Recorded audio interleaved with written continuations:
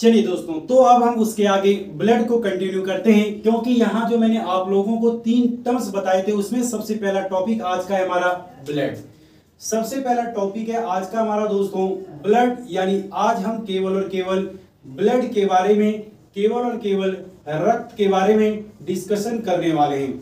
इसे हम रक्त या इसे हम रुधिर भी कह देते हैं, इसे रक्त या इसे हम रुधिर भी कह देते हैं।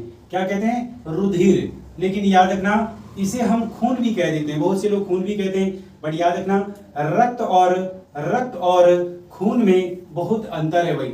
जब ये खून आपके शरीर के, जब ये रक्त आपके शरीर के बाहर निकलता है तब उसे कहते हैं खून, क्योंकि आपने सुना होगा कि इसने इसी का खून कर दिया। खून करने का मतलब ब्लड का बाहर आ जाना।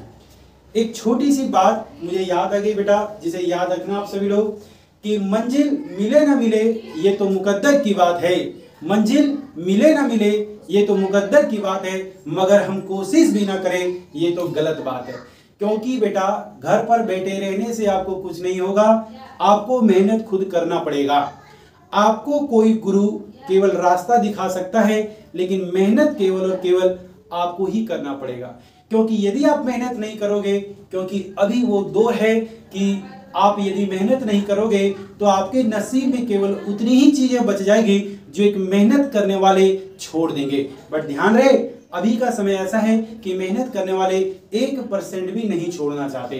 तो जागो, उठो, तैयारी करो और पूरे जिद्दोजहद के साथ जुड़ जाओ। जब तक आपकी कोई सरकारी नौकरी ना लगे तब तक आप अपने डग से ना हटो, अपने पग से बिल्कुल ना हटो। घबराना नहीं है, क्योंकि रास्ते में जितनी भी मुश्किलें आएगी वो आपको उतना ही मजबूत करके जाएगी। रास्ते में आने वाली मुश्किलें आना बहुत जरूरी है, क्योंकि ये किसी भी इंसान को कुछ सीख दे करके जाती है और उसको एक मजबूतीपन दे करके जाती है।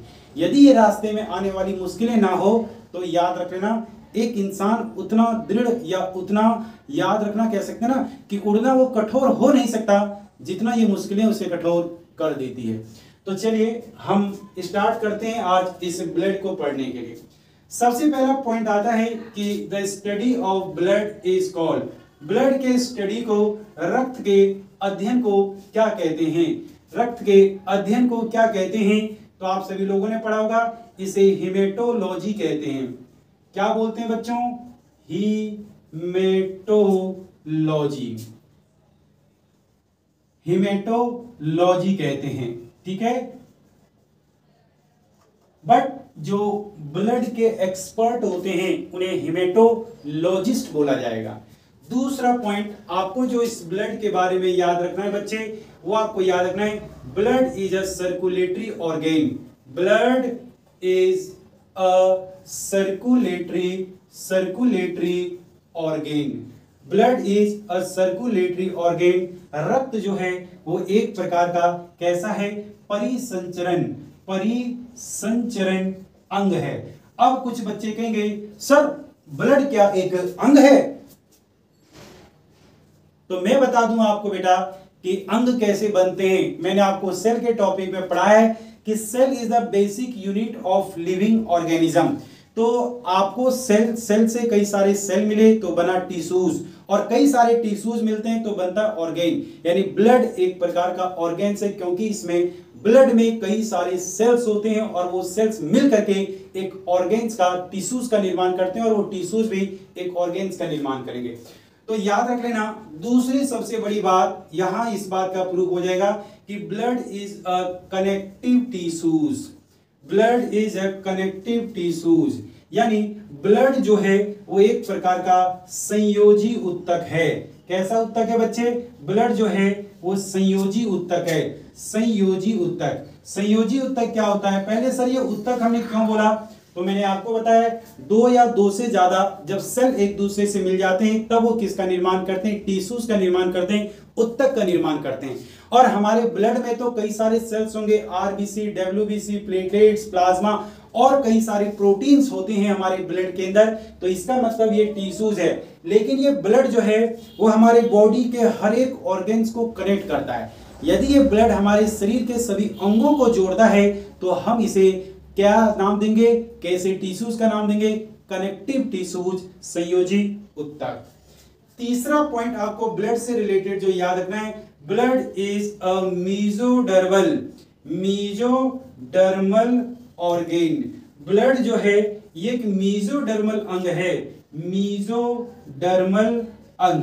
अब कहोगे सर ये मीजोडर्मल क्या होता है, तो मीजोडर्मल के लिए छोटी सी बात बताता हूं कि मानव के शरीर में सारे जो अंग हैं वो अलग अलग भाग पर मौजूद हैं और इनको हमने 3 लेयर में, 3 परतों में बांटा हुआ है। कितने?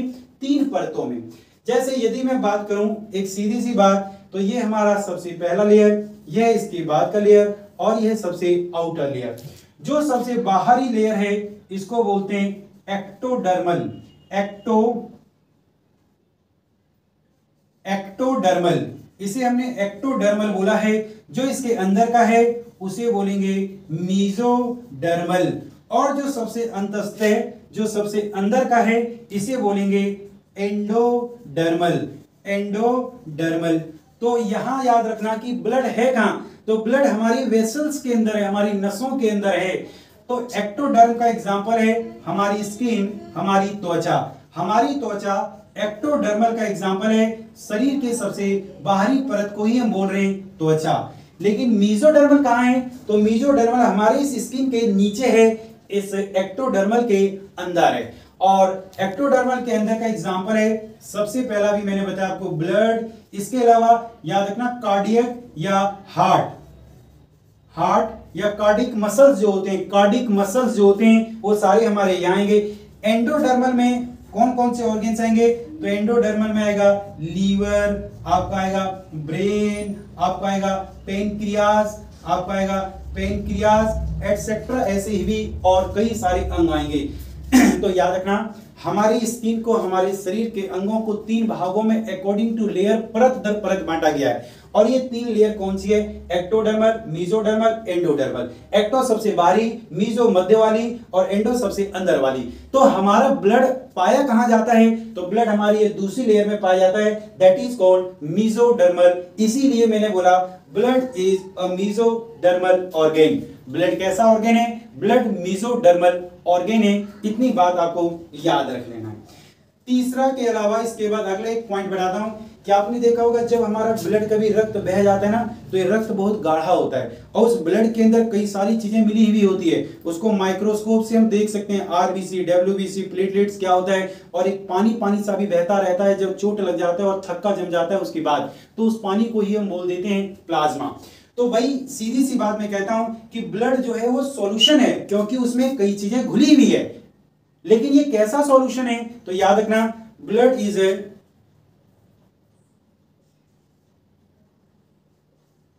Is colloidal solution.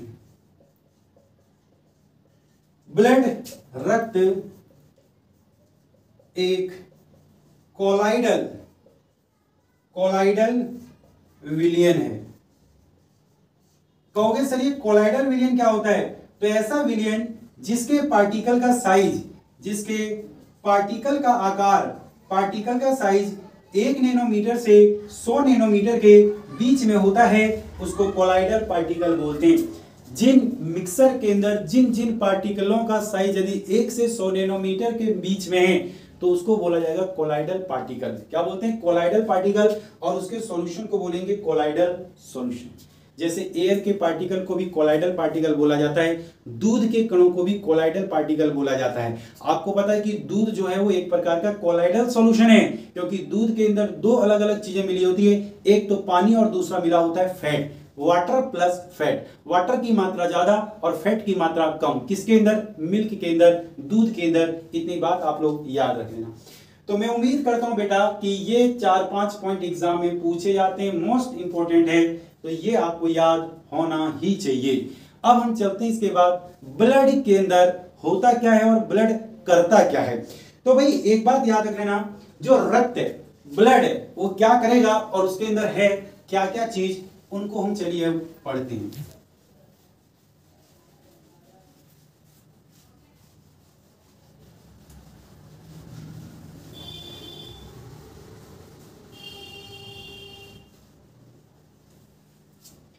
चलिए तो मैंने यहां लिख दिया ब्लड, इस ब्लड को मैं यहां लिख रहा हूं थोड़ा सा, चलो यहां मैंने लिख दिया ब्लड, और आपको यहाँ ब्लड के अंदर मौजूद कंपोनेंट के बारे में दिखाई दे रहा होगा, एक पिक्चर दिखाई दे रही होगी, जिस पिक्चर में ब्लड के अंदर कई सारे कंपोनेंट आपको यहाँ दिखाई देंगे।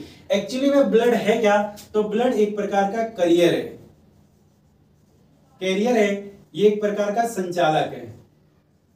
अब ये किसका कैरियर करता है, ये किसका संचालक करता है, तो ये संचालक कई चीजों का करेगा। जैसे सबसे पहले ऑक्सीजन को सभी बॉडी तक ट्रांसपोर्ट करता है, दूसरा इसके बाद किसको ट्रांसपोर्ट करेगा, CO2 को ट्रांसपोर्ट करेगा, तीसरा किसको ट्रांसपोर्ट करेगा सर, ग्लूकोज को ट्रांसपोर्ट करेगा, चौथा किसको ट्रांसपोर्ट करेगा सर, आयंस को ट्रांसपोर्ट करेगा या मिनरल्स को ट्रांसपोर्ट करेगा। इसके अलावा ये हार्मोन को भी ट्रांसपोर्ट करता है, इसके अलावा और भी कई सारी ऐसी चीजें होती है जिसका ट्रांसपोर्टेशन किसके माध्यम से होता है, याद रखना ब्लड के माध्यम से। तो ब्लड एक प्रकार का करियर है जो किसी चीज को क्या करता है, कैरी करके ले जाता है। तो ब्लड का काम है एज अ कैरी करना, किसको, इन सब चीजों को, ठीक है। तो ब्लड का काम है कैरी करना, किसको, इन सब चीजों को, जो मैंने लिखा है, ऑक्सीजन को कैरी करेगा, CO2 को कैरी करेगा, ग्लूकोज को कैरी करेगा, आयंस एंड मिनरल्स को कैरी करेगा और हार्मोन्स को कैरी करेगा, और वहां तक पहुंचा देगा जहां इनकी रिक्वायरमेंट है। तो ये ब्लड के अंदर इतनी बात आप लोगों को याद रखना है, ठीक है। अब बात आती है कि सर ब्लड हमारे शरीर में बनता कहां है, तो ब्लड की फॉर्मेशन कहां होती है, ब्लड की फॉर्मेशन कहां होती है, रक्त का बनना।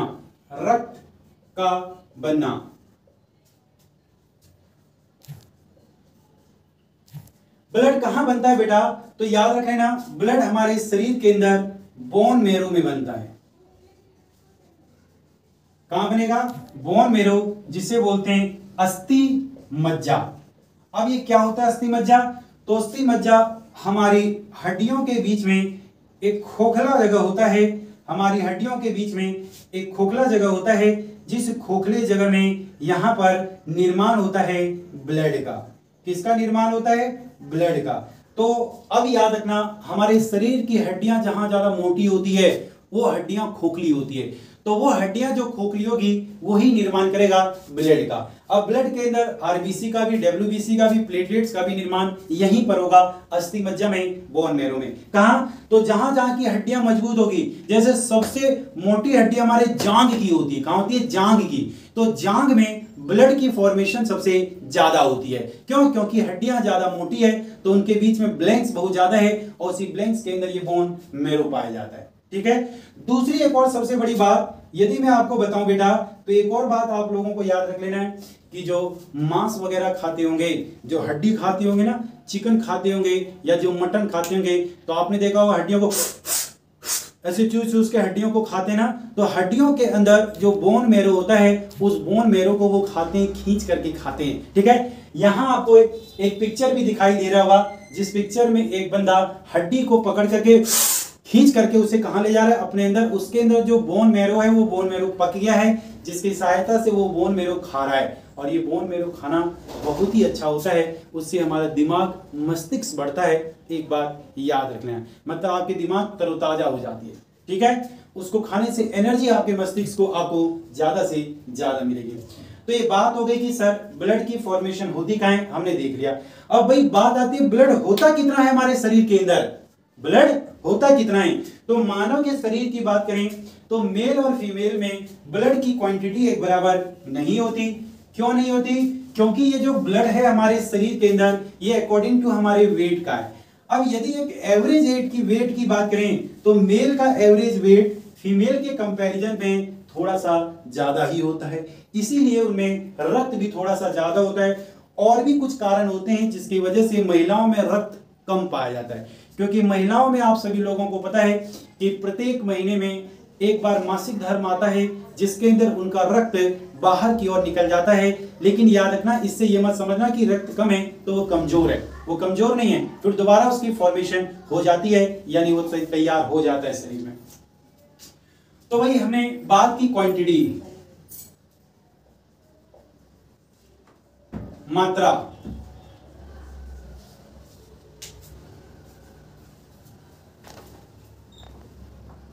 की मात्रा कितनी होती है।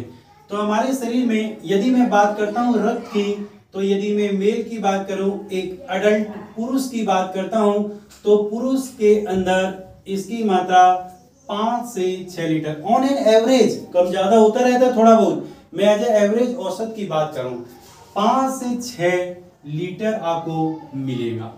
दूसरी एक और बात, यदि मैं एक एडल्ट फीमेल की बात करता हूं, एक महिला की बात करता हूं, तो महिला के शरीर में ये थोड़ा सा कम मिलेगा, 4 से 5 लीटर मिलेगा। कहोगे सर ऐसा क्यों?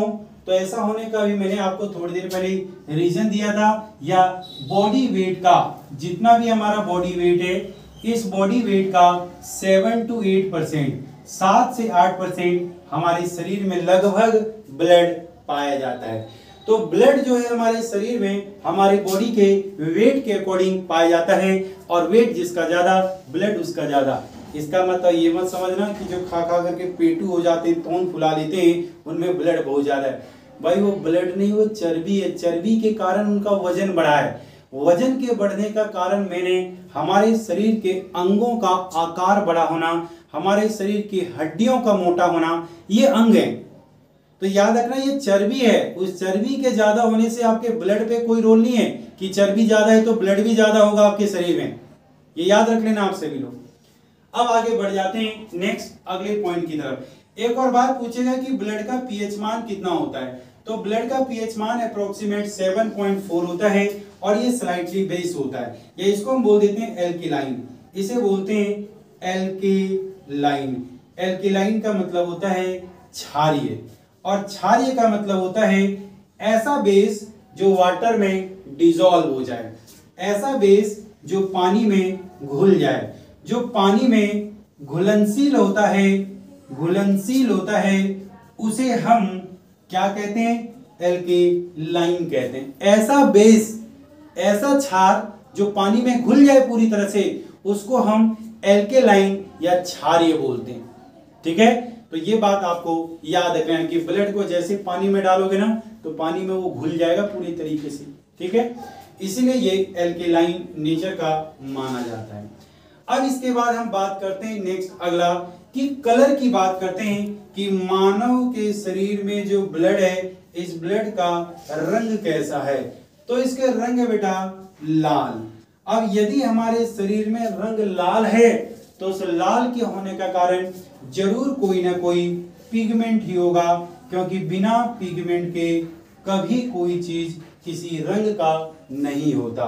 और इस पिगमेंट का नाम है हीमोग्लोबिन। हीमोग्लोबिन, क्या नाम है इसका बेटा? हीमोग्लोबिन। इसी हीमोग्लोबिन के पिगमेंट के कारण हमारा रक्त जो होता है वो लाल होता है। ठीक है, क्या होता है? लाल। और इसी हीमोग्लोबिन में कुछ प्रोटीन मिला हुआ है जो हमारे ब्लड की विस्कोसिटी को बना करके रखता है, हमारे ब्लड को पतला नहीं होने देता है, उसे गाढ़ा बना करके रखता है। तो ब्लड के अंदर क्या क्या चीजें हैं, तो थोड़ा सा और देख लेते हैं कि ये हीमोग्लोबिन का मीनिंग क्या है, इसका मतलब क्या है।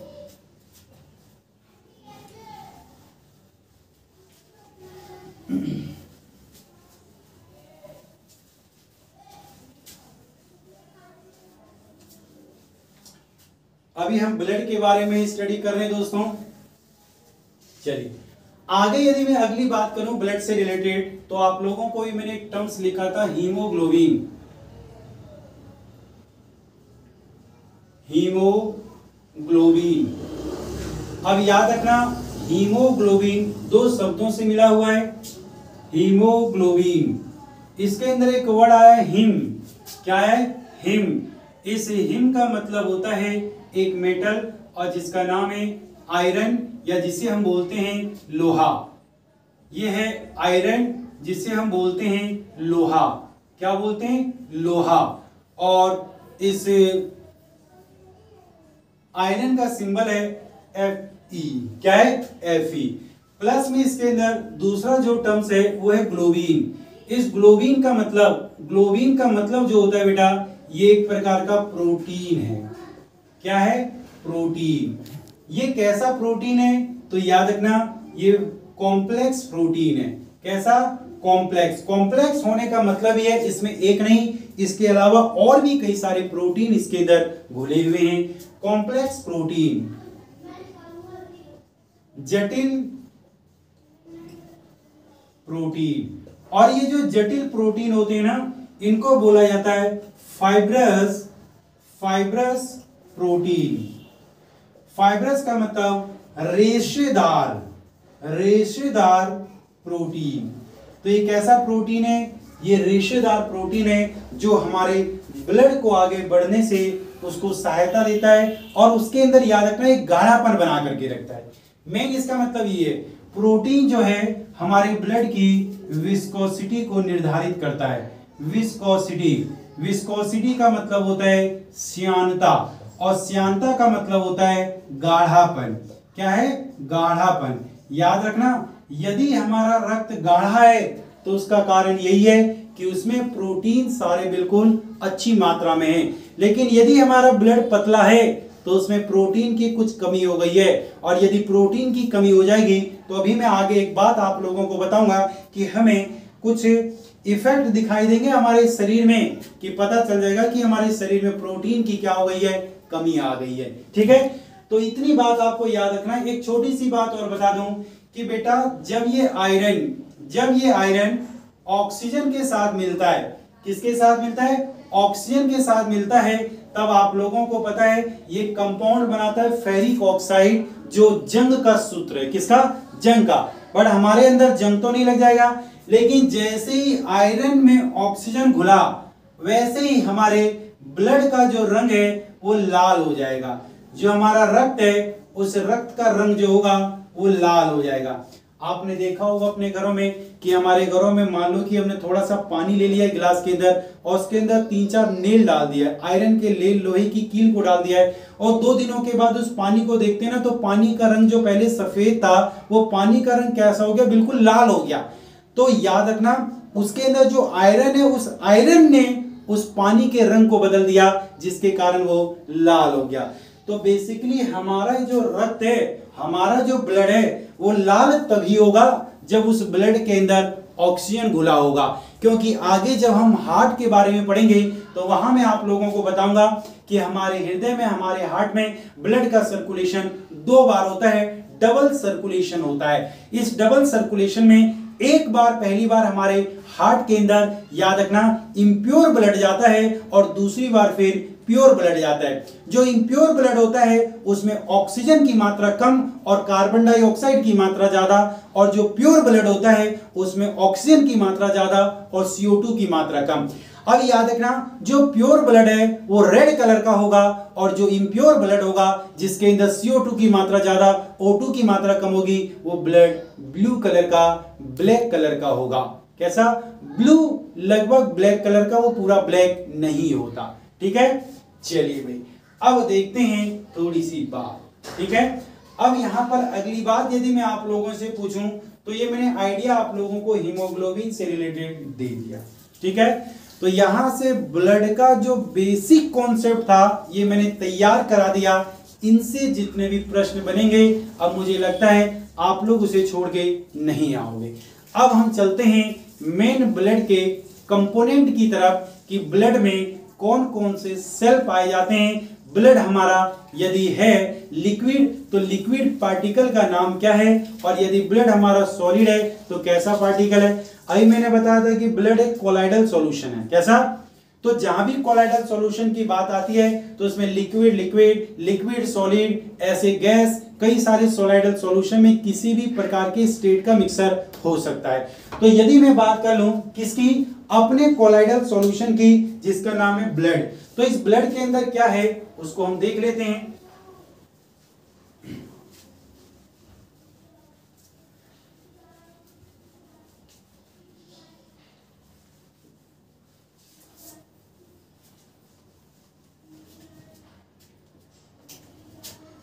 तो ये है हमारा ब्लड, जिसे हम रक्त या रुधिर बोलते हैं। कुछ भी बोलो, आपकी इच्छा, रक्त या रुधिर। अब मैंने बता दिया ब्लड के अंदर कई सारी चीजें मिली हुई है। तो ब्लड जो है बेसिकली एक प्रकार का कोलाइडल सॉल्यूशन है, और यदि एक कोलाइडल सॉल्यूशन है तो इसमें एक चीज नहीं मिला हुआ है, एक से ज्यादा चीजें मिली हुई होगी। तो ब्लड जो है बेसिकली ब्लड दो स्टेट से मिलकर बना है। एक ब्लड के अंदर पाया जाता है लिक्विड पार्ट, द्रव पार्ट, जिस लिक्विड और द्रव पार्ट को बोलते हैं प्लाज्मा।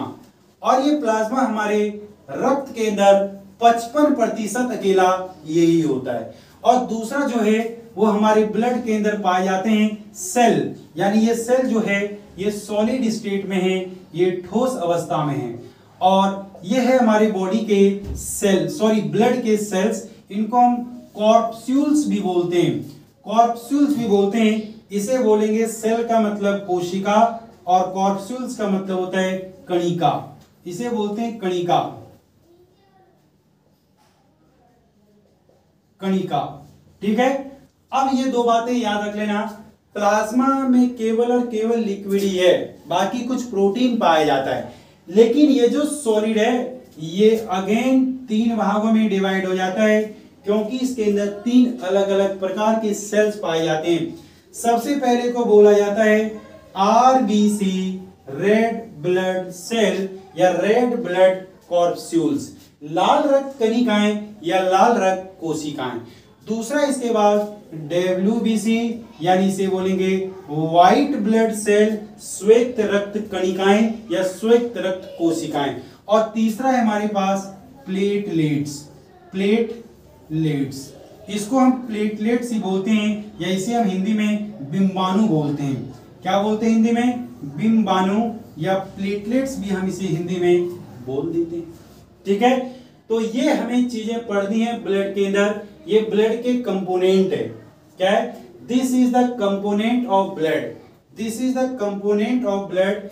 ब्लड के अंदर इतनी चीजें मौजूद है। एक लिक्विड पार्ट है जिसे प्लाज्मा बोला है 55% में, तो ये सॉलिड पार्ट कितने प्रतिशत में रह जाएगा? अब देखो 55% में केवल और केवल लिक्विड है, और 45% में सारे के सारे सेल्स हैं, आरबीसी, डब्ल्यूबीसी, प्लेटलेट्स। अब हमें आगे देखना है कि इनसे प्रश्न कैसे बनेंगे, तो एक एक करके इनको हम बेसिक से बारीकी से समझते हुए जाएंगे, क्योंकि चीजों का बेसिक यदि क्लियर होगा आपके, तो आगे चीजों को समझने में आपको कोई दिक्कत नहीं होगी। ठीक है, तो याद रखना दोस्तों कि कभी भी यदि किसी चीज को आप सीख रहे हो और यदि दिक्कतें आ रही है, तो आपको प्रैक्टिस ज्यादा से ज्यादा करना पड़ेगा, क्योंकि प्रैक्टिस वो चीज है जो आपके अंदर निखार लेकर के आता है। क्या लेके आता है? निखार। जिस तरह से कहते हैं ना कि जो जितना ज्यादा घिसा जाएगा वो उतना ही चमकेगा, जो जितना ज्यादा, जिसको जितना ज्यादा घिसोगे वो उतना ही ज्यादा चमकेगा। तो आपको चमकने के लिए घिसना पड़ेगा। अब देखो कितना ज्यादा आप घिसते हो उतना ज्यादा चमक होगी आपके अंदर। ठीक है, तो ये बात आप लोगों को याद रखते चलना है। आगे बढ़ते हैं भाई। सबसे पहले हम लिक्विड पार्ट को कवर करेंगे, फिर उसके बाद हम सॉलिड पार्ट को कवर करेंगे। सबसे पहले ब्लड के अंदर हमने लिक्विड पार्ट को कवर किया है, और इस लिक्विड पार्ट का नाम है मेरे दोस्तों प्लाज्मा। अभी मैंने आप सभी बच्चों को बताया कि प्लाज्मा की मात्रा हमारे शरीर में कितनी परसेंट है बेटा? 55%। ठीक है, दूसरी बात, plasma is the liquid part. ये प्लाज्मा हमारे ब्लड का कौन सा पार्ट है? लिक्विड पार्ट है, यानी द्रव वाला भाग है। सर इसका कलर कैसा होता है? इसका रंग होता है लाइट येलो, हल्का पीला। सर अब बार बार कहते हो कि जब भी कहीं रंग का नाम आता है तो जरूर किसका नाम आएगा? पिगमेंट का। और इस पिगमेंट का नाम है बेटा बिलीरुबिन। बिलीरुबिन, इस पिगमेंट का नाम है बिलीरुबिन। ये बिलीरुबिन बनाता कौन है? तो ये बिलीरुबिन बनाता है लीवर यकृत या इसे हम बोलते हैं जिगर। ठीक है, तो आपको इतनी बात याद रख लेना मेरे दोस्तों कि प्लाज्मा 55% है, प्लाज्मा के अंदर लिक्विड पार्ट होता है, प्लाज्मा का जो कलर है वो लाइट येलो है। कैसा प्लाज्मा होता है, अब मैं आपको एक आइडिया दिखाता हूं। यहां पर आपको एक छोटी सी इमेज भी दिखाई देगी। ठीक है, यहां एक छोटी सी आपको इमेज दिखाई देगी प्लाज्मा से कि जब भी आपके शरीर में चोट लग जाता है और चोट लगने से रक्त का बहाव होने लगता है तो हमारे शरीर की प्लेटलेट्स प्रोटीन के साथ मिल करके क्या करती है बेटा, उसमें रक्त का थक्का बना देती है।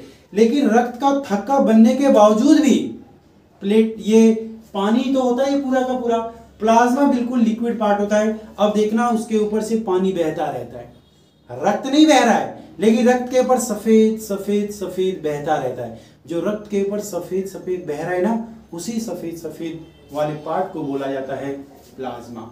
और ये यदि आपके शरीर के अंदर से निकल गया बेटा तो बहुत बड़ी दिक्कत हो जाएगी। ठीक है, तो अब यहां से इस प्लाज्मा के बारे में कुछ बातें और मैं बता दूं कि ये जो प्लाज्मा है, इस प्लाज्मा के अंदर कौन सी चीज कितनी मात्रा में, तो प्लाज्मा के अंदर सबसे ज्यादा मात्रा में है पानी। कितना मात्रा में बेटा, 90 से 92%। दूसरा प्लाज्मा के अंदर मौजूद है प्रोटीन। प्रोटीन इसको गाढ़ापन देता है। तो प्रोटीन कितना परसेंट है, तो ये प्रोटीन है 7 से 8%। कितना, 7 से 8%। अब तीसरी चीज जो है वो मिनरल है, वो मिनरल या आयंस है। और ये मिनरल्स और आयंस 1 से 2% पाया जाता है। तो हमारे प्लाज्मा में ये तीन चीजें, एक तो पानी है, दूसरा प्रोटीन है और तीसरा मिनरल्स है। मेन काम इसके अंदर प्रोटीन का ही है, ये प्रोटीन ही मेन काम करता है। तो हमारे ब्लड्स के अंदर जो प्लाज्मा है, प्लाज्मा में कौन कौन सा प्रोटीन पाया जाता है, तो प्रोटीन के नाम याद रखना और इनके काम भी मैं बता देता हूं। सबसे पहला जो हमारा प्रोटीन है वो याद रख लेना इसके अंदर, उसका नाम है थ्रोम्बिन। और प्लस में थ्रोम्बिन के अलावा, एक मिनट,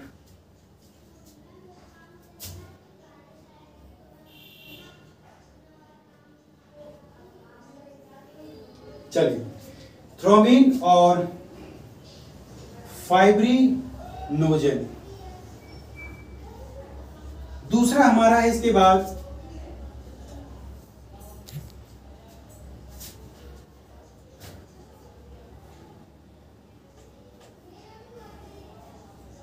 ग्लोबुलिन।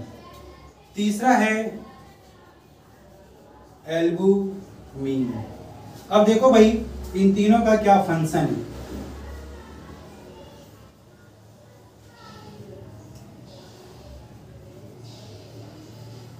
इन तीनों का काम क्या है, तो थ्रोम्बिन और फाइब्रिनोजन ये दोनों के दोनों मिलकर के याद रख लेना क्या करते हैं आपको, ये इम्यूनिटी बनाते हैं, प्रतिरोधक क्षमता।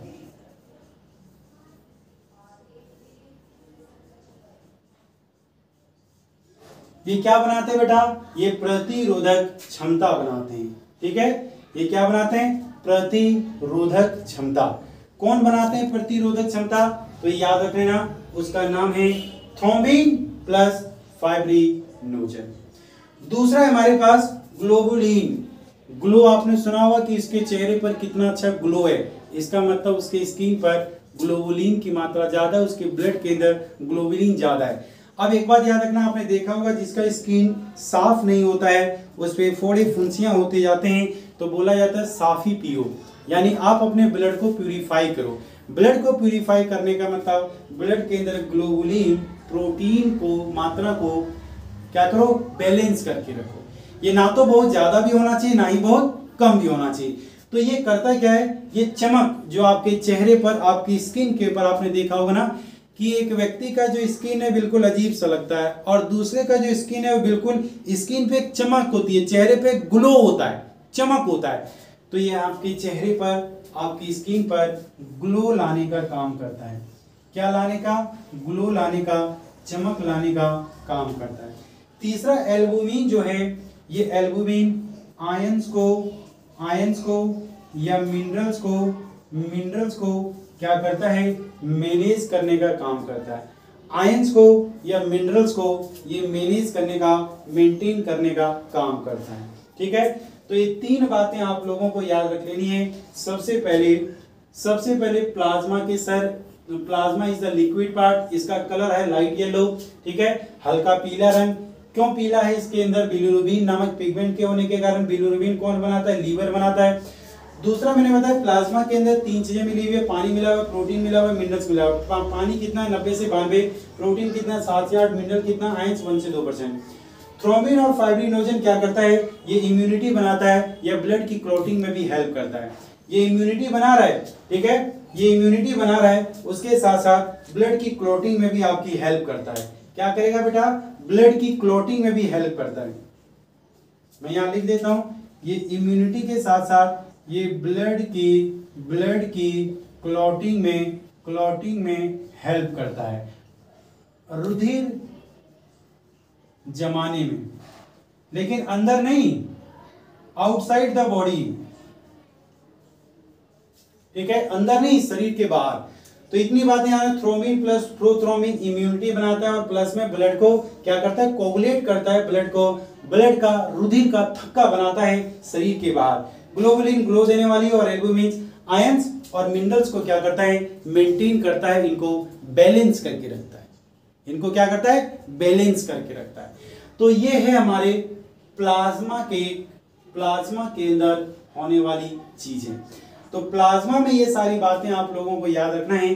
अब हम चलेंगे इसके बाद अगले सॉलिड पार्टिकल की तरफ, और सॉलिड पार्टिकल में आरबीसी, डब्ल्यूबीसी, प्लेटलेट्स वो होगी, क्या क्या होगा उसको एक एक करके हम डिस्कस करेंगे।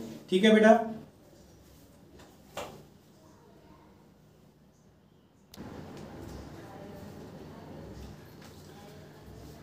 चलिए दोस्तों, तो अब हम बात करते हैं उसके आगे नेक्स्ट पॉइंट, सॉलिड पार्ट की बात करते हैं। सॉलिड में मैंने आप लोगों को बताया है कि ब्लड के मैं सॉलिड पार्ट की बात कर रहा हूं, और इस सॉलिड पार्ट में तीन चीजें पाई जाएगी, डब्ल्यूबीसी, आरबीसी, प्लेटलेट्स। ठीक है, तो यदि मैं बात करूं सॉलिड पार्ट की ब्लड के, तो ब्लड के सॉलिड पार्ट की मात्रा कितनी है? 45%। पहला क्वेश्चन इस 45% में है क्या? आरबीसी। दूसरा कौन है? डब्ल्यूबीसी। तीसरा कौन है? प्लेटलेट्स। ठीक है, अब एक बात मुझे बताओ, आरबीसी, डब्ल्यूबीसी, प्लेटलेट्स, इन तीनों में से किसकी संख्या की ज्यादा होती है? संख्या के अनुसार। अब बताओ, आरबीसी की संख्या ज्यादा होती है, डब्ल्यूबीसी की संख्या ज्यादा होती है, मतलब ये सेल्स हमारे ब्लड में ज्यादा है, ये सेल्स हमारे ब्लड में ज्यादा है, ये सेल्स हमारे ब्लड में ज्यादा है। तो ब्लड में जिसकी संख्या सबसे ज्यादा होगी वो आरबीसी होगा। कैसे? तो याद रख लेना बेटा, आरबीसी, डब्ल्यूबीसी, प्लेटलेट्स, इन तीनों को हम देखेंगे। अभी मैं इसकी क्वांटिटी बता देता हूं। आरबीसी जो होगा वो हमारे ब्लड में मिलियंस में पाया जाएगा। किसमें होगा ये? मिलियंस में। डब्ल्यूबीसी जो होगा वो हमारे ब्लड में ये 1000 में पाया जाएगा, हजार्स में मिलते हैं। और प्लेटलेट्स जो होते हैं हमारे बॉडी में, ब्लड में, वो लाख में पाए जाते हैं। किसमें? लाख में। तो यदि मैं बात करूं अकॉर्डिंग टू इनके नंबर्स की, अकॉर्डिंग टू किसके? नंबर्स की यदि मैं बात करता हूं, ठीक है, संख्या के अनुसार आपसे बोलेगा कि बताओ इनको बढ़ते क्रम में लगाओ या घटते क्रम में लगाओ। तो बेटा सबसे ज्यादा किसकी है संख्या? आरबीसी की, तो ये सबसे ज्यादा है। इसके बाद किसकी संख्या ज्यादा है? प्लेटलेट्स की, तो प्लेटलेट्स हमारा आएगा। और सबसे कम संख्या किसकी है? डब्ल्यूबीसी की। यहीं से एक और दूसरा प्रश्न बना, आकार के अनुसार आपको मैं बता दूं, जो इसकी संख्या हमारे ब्लड में ज्यादा होगी उनका साइज बहुत छोटा होगा, और जिसकी संख्या हमारे ब्लड में कम होगी उसका साइज बहुत ही ज्यादा होगा। तो अब बताओ कि इनमें से सबसे कम कौन है? तो बोलना सर सॉरी सबसे कम कौन है? तो WBC, तो इसके ये रखना है सबसे छोटा होगा। सबसे ज्यादा कौन है? RBC, तो ये जो होगा वो सबसे क्या होगा? याद रख लेना बड़ा, सॉरी छोटा। तो RBC है छोटा, किससे? प्लेटलेट से। और प्लेटलेट छोटा है किससे? तो याद रखना WBC से, व्हाइट ब्लड सेल से। तो कई बार ये क्वेश्चन इंपॉर्टेंट है, एग्जाम में पूछ लिए जाते हैं कि इन ब्लड के सेल्स को उनके साइज के अकॉर्डिंग या उनको उनकी संख्या के अकॉर्डिंग एक ऑर्डर में लगाओ कि कौन पहले नंबर पर आएगा, कौन दूसरे नंबर पर आएगा, कौन तीसरे नंबर पर आएगा, ये लगाने के लिए बोला जाता है। ठीक है बेटा, तो मैंने आपको बता दिया कि किसकी संख्या ज्यादा है, किसकी संख्या कम है, किसका आकार बड़ा है, किसका आकार छोटा है। अब हम इसके आगे बढ़ते हैं। नेक्स्ट सबसे पहले पार्ट को हम पढ़ेंगे जिसका नाम है RBC यानी रेड ब्लड सेल, लाल रक्त कणिकाएं या लाल रक्त कोशिकाएं बोलेंगे उसे। ठीक है,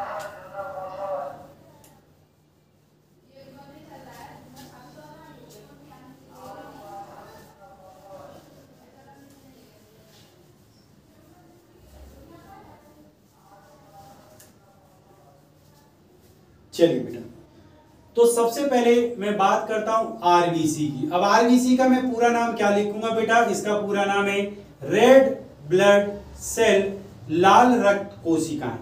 इसको बायोलॉजी की भाषा में किसी और नाम से बुलाया जाता है, इसको बोलते हैं इरिथ्रोसाइट।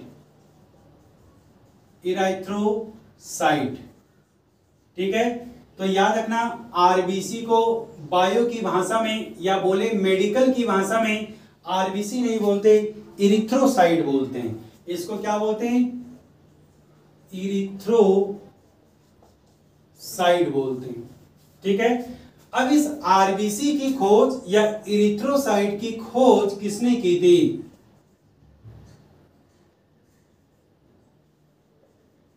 तो इसकी जो खोज करता है, जिन्होंने इसे खोजा, वो है वेन एंटोनी या Antonie van Leeuwenhoek, AV Leeuwenhoek, Antonie van Leeuwenhoek. ठीक है, याद रख लेना। दूसरी बात आपको जो इसके बारे में याद रखनी है दोस्तों, वो दूसरी बात क्या याद रखनी है, मैं एक एक करके चीजों को समझाते हुए चलता हूं आपको। अगला पॉइंट आपको याद रखना है कि सर बताओ RBC का कलर कैसा होता है, इसका रंग कैसा होता है? तो इसके नाम में इसका नाम छिपा बैठा हुआ है, रेड ब्लड सेल। तो कैसा नाम होगा बेटा इसका? लाल यानी रेड। अब ये मत पूछना कि सर ये लाल क्यों है, क्योंकि मैं बता चुका हूं ब्लड में एक पिगमेंट पाया जाता है जिसका नाम है हीमोग्लोबिन, जिसके कारण इसका रंग लाल है। नंबर अगली चीज जो इसके अंदर है वो ये है कि सर ये हमारे शरीर में कितनी मात्रा में होता है, इसकी क्वांटिटी तो बता दो। तो इसकी क्वांटिटी में आप लोगों को बता देता हूं एक छोटी सी बात। इसकी क्वांटिटी बताने से पहले एक छोटी सी बात मैं आपको बता रहा हूं, यहां पर उसको याद रखना कि मैंने आप लोगों को बताया था हमारे शरीर में हीमोग्लोबिन कितना होना चाहिए। तो एक यदि मैं मेल की बात करता हूं, अडल्ट पुरुष की बात करता हूं, तो पुरुष में हीमोग्लोबिन की संख्या जो होती है वो याद रखने आपको 14 से 16 ग्राम प्रति 100 ml में। प्रत्येक 100 ml ऑफ ब्लड में याद रखना 14 से 16 ग्राम किसकी क्वांटिटी होनी चाहिए? हीमोग्लोबिन की। लेकिन यदि मैं फीमेल की बात करूं तो उनमें ब्लड ही कम है, और यदि ब्लड कम है तो इसकी मात्रा भी कम ही होगी, 10 से 12 ग्राम प्रति 100 ml।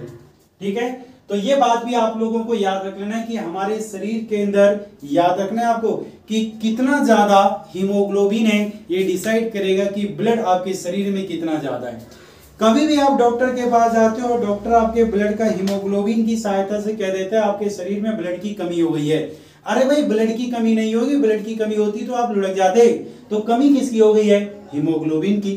किसकी कमी हो गई है? हीमोग्लोबिन की। अब हीमोग्लोबिन की कमी होने के कारण या तो प्रोटीन की कमी हो गई होगी, और यदि वो प्रोटीन की कमी आपके ब्लड के अंदर हो गया तो मैं एक छोटी सी बात आपको बता देता हूं, आपके बॉडी में स्वेलिंग आ जाएगा। याद रखना, जैसे मैंने आप लोगों को बताया था कि अभी मैंने बताया कि हमारी बॉडी के अंदर प्लाज्मा है, प्लाज्मा के अंदर प्रोटीन है। कौन सा प्रोटीन है सर? थ्रोम्बिन आपने प्रोटीन बताया, फाइब्रिनोजन आपने प्रोटीन बताया, एक फाइब्रिन भी प्रोटीन होता है। इसके अलावा मैंने और भी प्रोटीन आपको बताया, ग्लोबुलिन, एल्बुलिन। यदि इस प्रोटीन की मात्रा आपके ब्लड में कम हो जाए तो याद रखना आपके बॉडी में सूजन आ जाता है। आपने देखा होगा कि कई बार आपके मम्मी या आपके पापा या बुजुर्ग लोग क्या होते हैं, कहाँ जा रहे हैं, या हम जैसे लोग भी कई बार ज्यादा चढ़ाई चढ़ लेते हैं या कई बार ज्यादा जाते हैं तो हमारे पैरों में ट्रेन पर जब जा रहा है। देखो भाई, दिल्ली से मैं गया मुंबई गया, मैं 18 घंटे का सफर करके 12 घंटे का सफर तय करके गया हूँ, ट्रेन पर गया हूँ, पैदल नहीं चल गया।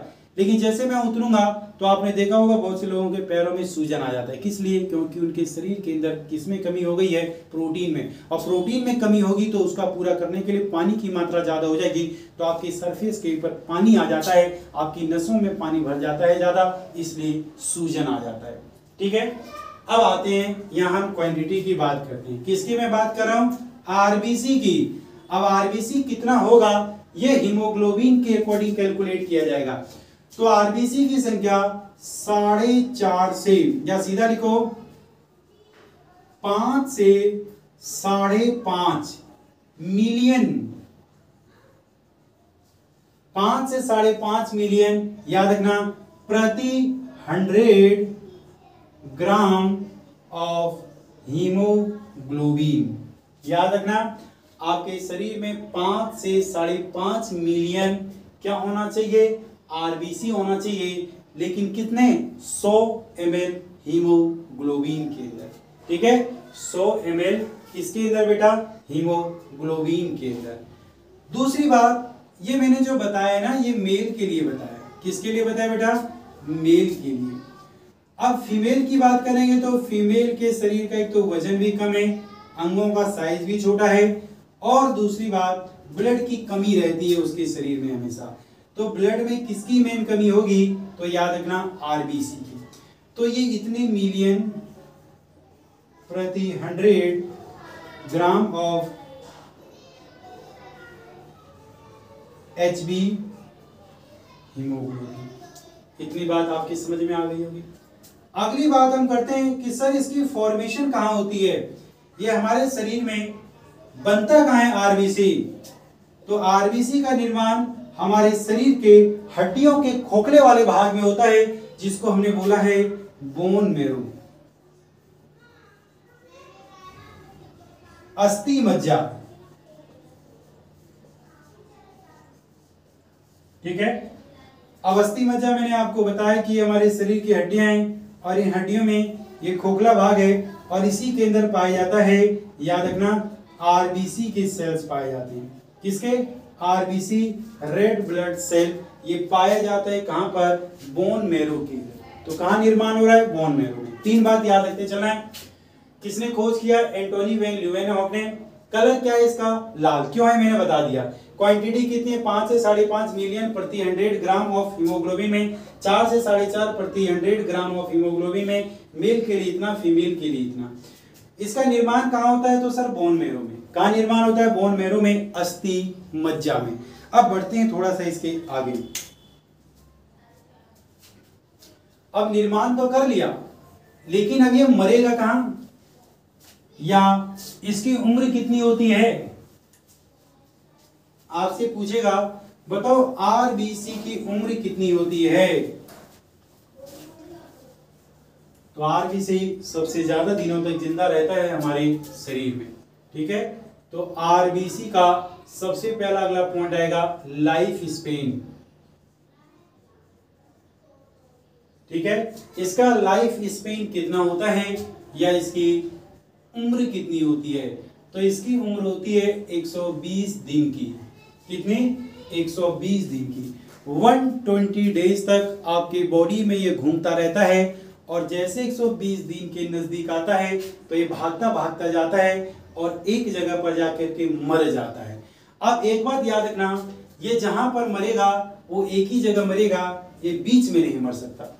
यदि आरबीसी कहीं बीच में ही मर गया रास्ते में तो बेटा बहुत बड़ी दिक्कत आ जाएगी, क्योंकि आरबीसी के अंदर क्या नहीं होता, तो आरबीसी के अंदर लाइसोसोम नहीं होता। No lysosome present, no lysosome present. और यदि लाइसोसोम नहीं होगा तो बेटा उस मरे हुए लाश को कौन उठाएगा, कौन लाश को ले जाएगा? लाइसोसोम। तो याद रखना, इसलिए आरबीसी कहता है भैया कुछ भी हो जाए मुझे रास्ते में नहीं मरना, मैं जाके एक ही जगह मरूंगा। और ये कहां डेड होता है बेटा? इसकी मृत्यु कहां होती है? डेथ। इसकी मृत्यु कहां होती है?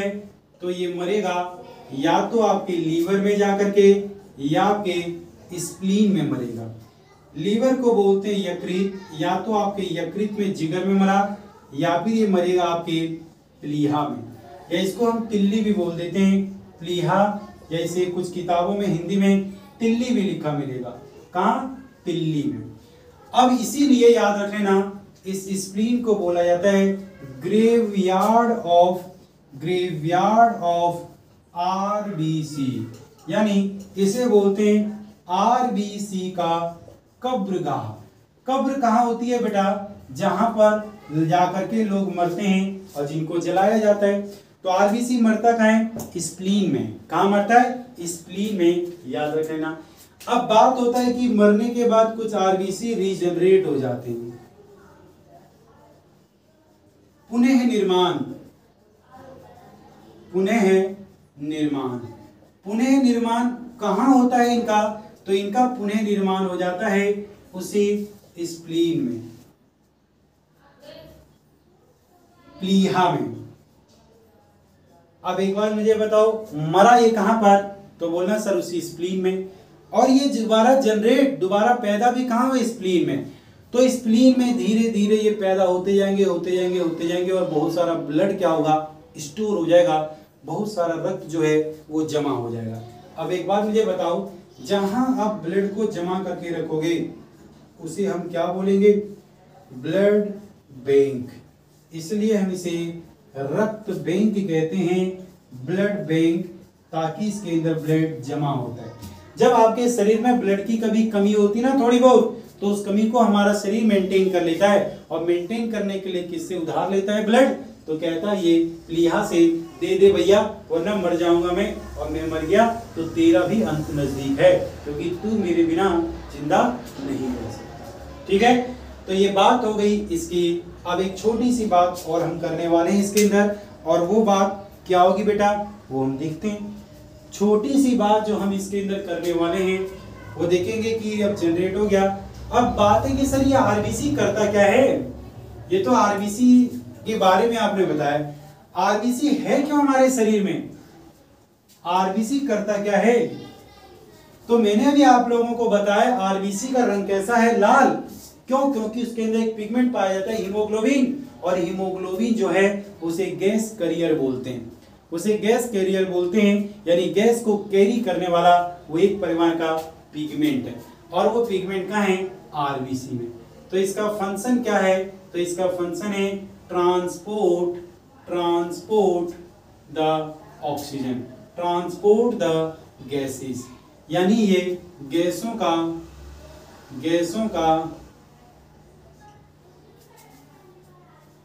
संचालन, गैसों का संचालन करता है। कौन सी गैस का? एक तो ऑक्सीजन को 100% बॉडी के सभी सेल्स तक पहुंचाएगा, और दूसरा CO2। सारा ये नहीं ले जा पाता, इसलिए हमारा शरीर क्या होता है? गर्म रहता है। अब याद रखना, सारा यदि ले भी जाना तो हमारा शरीर ठंडा पड़ जाएगा, तो हमारे शरीर के अंदर भी CO2 का होना कंपलसरी है, तो वो हमारे शरीर को गर्म रखता है।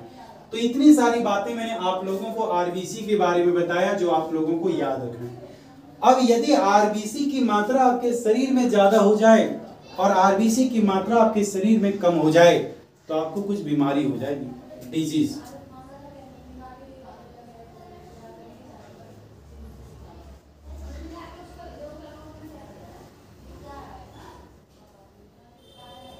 बीमारी या इसे बोलते हैं रोग। सबसे पहले यदि हमारे शरीर में आरबीसी की मात्रा कम हो जाए, क्या हो गया आपके शरीर में आरबीसी की कम मात्रा कम, तो इसको बोलते हैं इरिथ्रोसाइटोपिनिया। इरिथ्रोसाइटोपिनिया इसका मतलब होता है आरबीसी की कमी। और आरबीसी यदि आपके शरीर में कम हो गया तो ब्लड ही आपके शरीर में कम हो गया, और इस ब्लड की कमी को हम साधारण नाम में बोलते हैं एनीमिया। क्या बोलते हैं? अनीमिया। तो आपके शरीर में आरबीसी की कमी को बोला जाता है आपको एनीमिया हो गया है, रक्त की कमी हो गई है, इसे अरक्तता बोलते हैं। लेकिन यदि आपके शरीर में आरबीसी की मात्रा हो जाए बहुत ज्यादा तो भैया तो भी दुखी है, ज्यादा हो जाए तो भी परेशान, कम हो जाए तो भी परेशान। यदि ये ज्यादा हो गया तो पॉलीसाइथेमिया,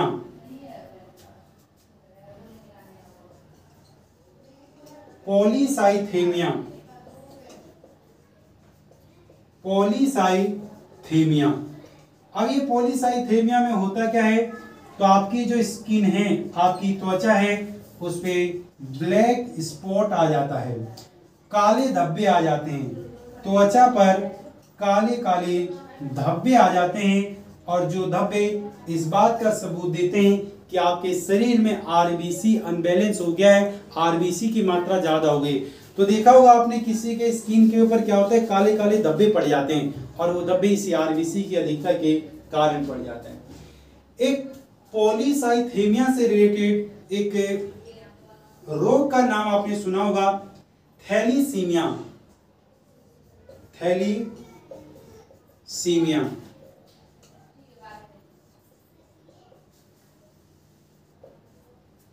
थैलीसीमिया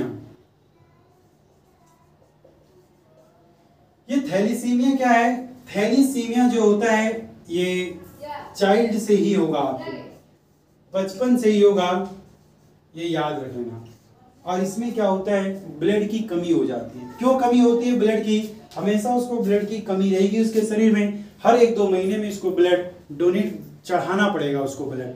और ब्लड यदि चढ़ाना पड़ेगा, क्यों कमी हो जाती है देखना, क्योंकि यहाँ पर जो आरबीसी है, ये आरबीसी ज्यादा दिनों तक उसके शरीर में सर्वाइव ही नहीं कर पाता। अभी मैंने बताया था कि आरबीसी का जो जीवन काल होता है, वो उसकी उम्र जो होती है वो कितनी होती है, 120 दिन। लेकिन यहाँ जो आरबीसी 50 से 60 दिन ही जिंदा रहेगा।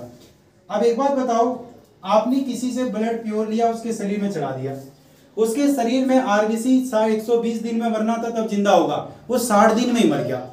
इसका मतलब याद रखना, फिर उसको 2-3 महीनों के बाद ब्लड चढ़ाना पड़ेगा, क्योंकि उसके शरीर में ब्लड की क्या हो जाएगी, कमी हो जाएगी। इसको बोला जाता है थैलीसीमिया। क्या बोलते हैं? थैलीसीमिया। ठीक है, तो ये बात आप लोगों को याद रख लेना। यहां से हमारा एक ब्लड का पार्ट कंप्लीट हो जाता है, that is called RBC, red blood cell. अब हम इसके बाद स्टार्ट करते हैं डब्ल्यूबीसी, व्हाइट ब्लड सेल, जो भी हमारे बॉडी का सबसे मोस्ट इंपॉर्टेंट सेल है। देखो इंपॉर्टेंट तो सारे हैं, क्योंकि एक के बिना दूसरा बेकार है, लेकिन सबका अपना अपना फंक्शन है। और हम मानकर चलें, यदि सबसे ज्यादा हमारे लिए हेल्पफुल कोई आरबीसी है, कोई मतलब ब्लड का सेल है, तो डब्ल्यूबीसी है, क्योंकि उसे हम बोलेंगे शरीर का सिपाही, उसे हम बोलेंगे blood soldier of blood cells. Soldier का काम है बाहर से आने वाले आतंकवादियों को मारना, और हमारे शरीर के अंदर आने वाले आतंकवादियों की पहचान करके एक एक को चुन चुन के मारता है। कौन? डब्ल्यूबीसी। ठीक है, तो चलिए बेटा अब हम WBC की तरफ बढ़ते हैं।